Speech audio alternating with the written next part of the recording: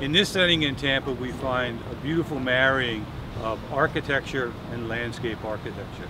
You can see that the vast majority of this site behind me is hardscape, brick, cement, metal, reflecting the architect's view of the urban area.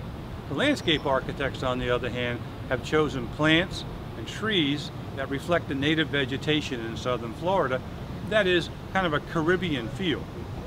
So it not only provides a safe, quiet, cooler place for people to be during the day when they get a break from work, but it also gives them a sense of place and a sense of their home.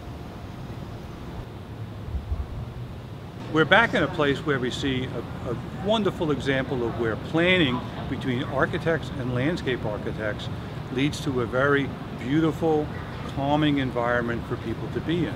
But it's not just about aesthetics. Of course, we've got a great reduction, that 10 degrees or so reduction in temperature during the heat of the day that allows people to be out here.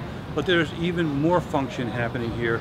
As you can see behind me, these trees are shading office buildings in which people live. So not only do we get a reduction in temperature out here, we get a reduction in heat loading on these buildings, a reduction in air conditioning, a reduction in the amount of power that's being used, a reduction in the amount of greenhouse gases that are emitted by the power plants. And on top of that, a bonus, the people who can look out the windows continue to get the sense of relief from the stress of working in office buildings simply by looking at the vegetation and looking at the play of the vegetation off the sun and the birds flying around in the canopy.